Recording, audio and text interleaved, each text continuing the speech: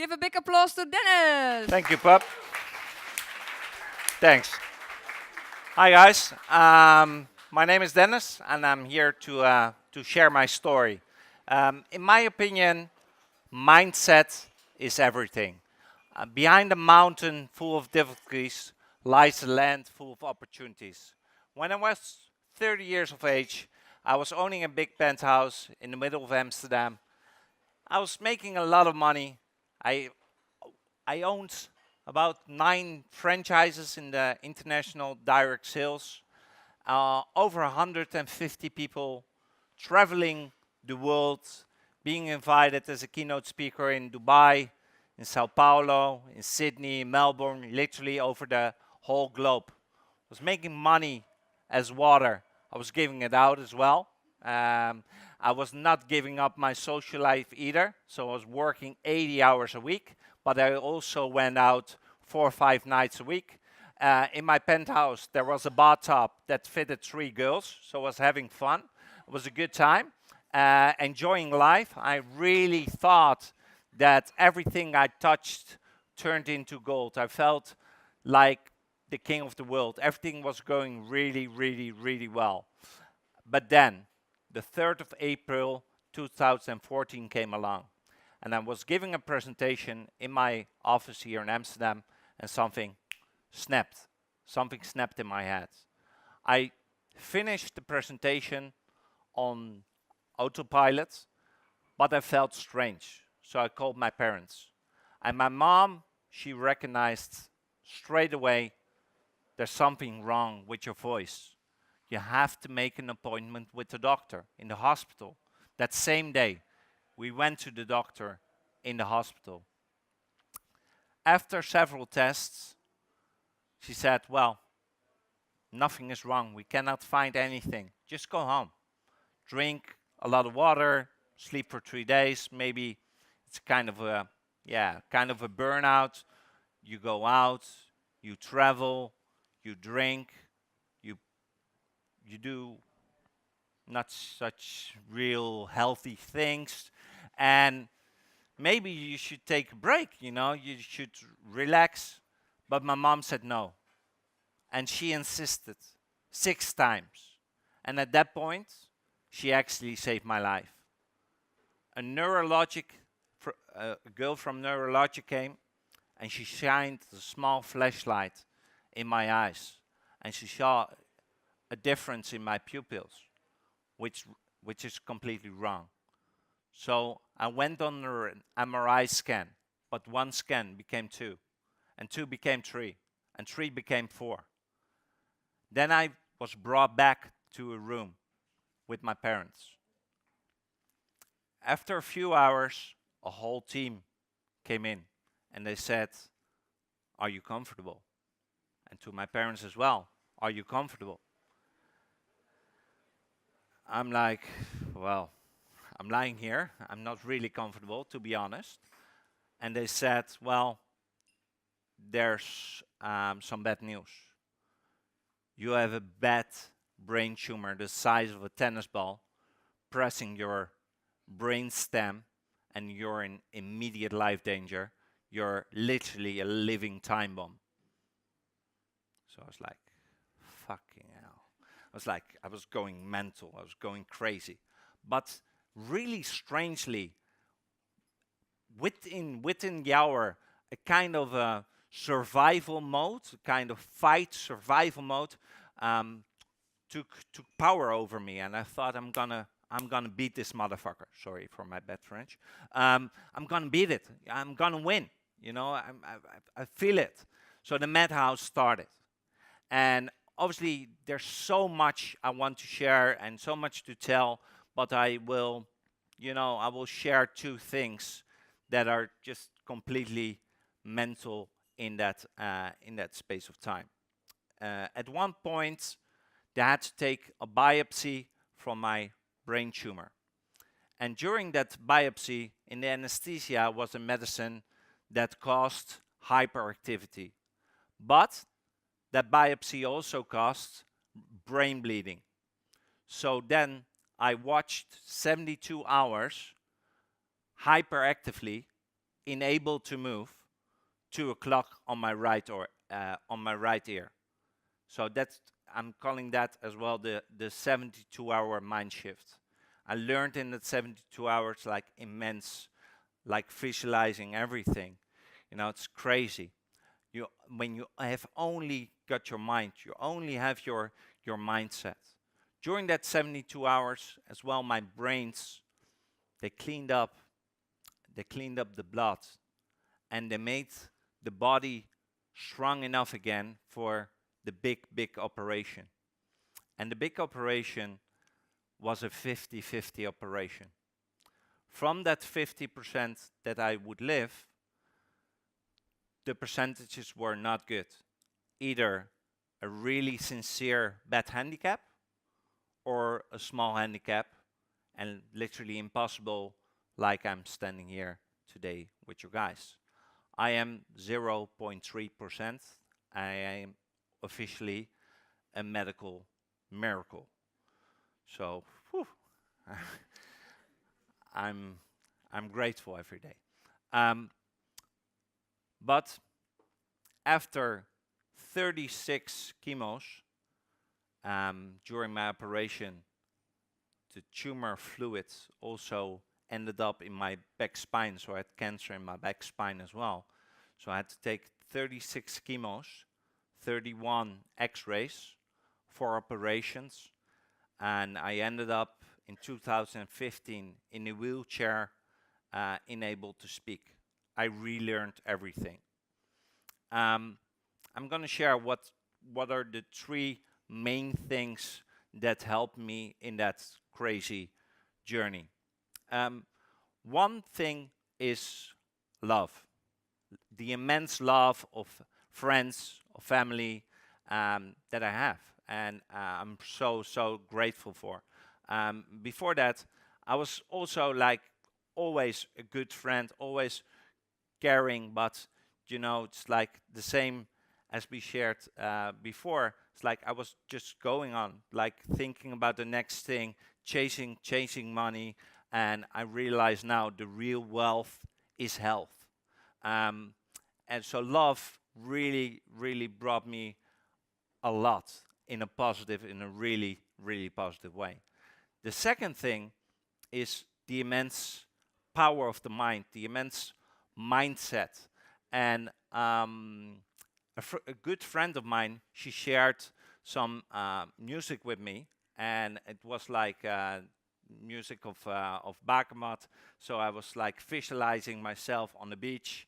I was like seeing myself drinking a cocktail, going back to Ibiza, going back to in a club, you know, swimming in the sea, everything. And I visualize. And actually, when I was just clean, we we rented a big villa in Ibiza, and you know, I went there. My first drink, you know, my first party without hair. I always had long hair, I had the same as you, and like the similar. You know, it's like this beach look and everything.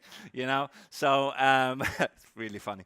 But yeah, I was actually on Ibiza, clean. You know, I was like recovering in the swimming pool, just able to walk and to talk again, and was such an amazing thing. Like visualizing and the power of music as well, together with it. You know, I still use the visualization part when I got MRI scans for my brain. It's like it's mental how good it works.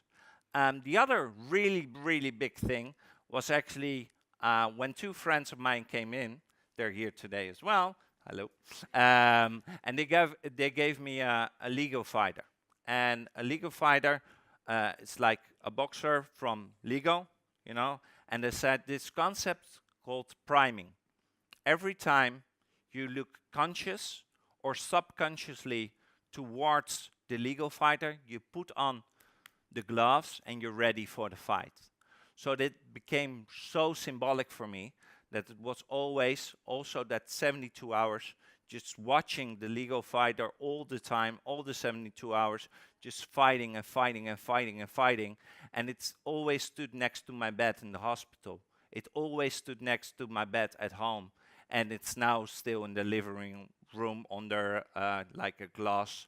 How you call it? Stolpje. You know, I don't know the English word for stolpje. Yeah, but you know, it's really really symbolic. So those things really got me there. You know, it's like it's amazing. But you know, in that space of time, I obviously had no control over my business. And when a captain leaves the ship, you have to see what, you know, where the ship is going. So from that 9 franchises, from that 150 people, when I came back, there were less than 30 people. And there were 3 franchises. 2 were not going really, really well, but I was naive. I wanted it all back because as a entrepreneur, you know, when things are going really well, you blame yourself.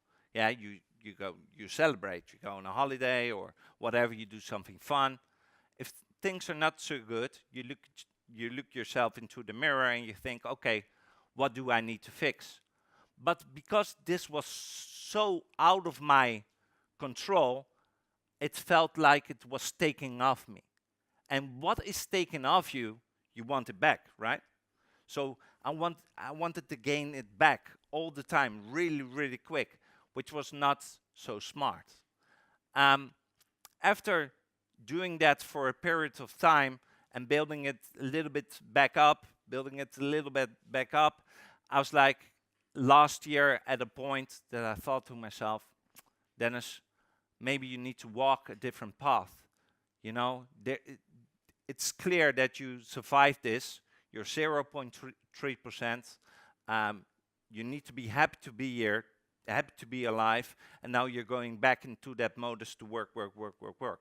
So I had to make a really tough decision, and that was last summer. And last summer I gave my remaining 3 franchises back to the organization, including 65 people, without a buyout, without golden handshake, without passive income or whatever. And literally last year I lost everything.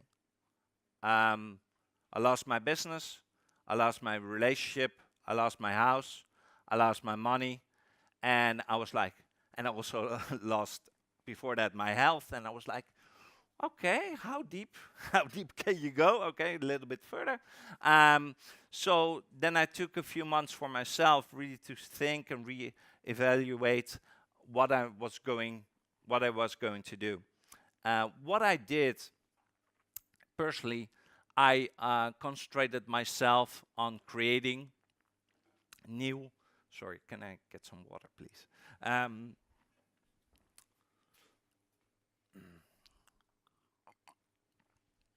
On creating new and healthy habits. And the habits determine now as well the success of my life. Like more structured, more planning, more grateful, more here and now, um, more healthy, more wealthy as well because I'm more healthy.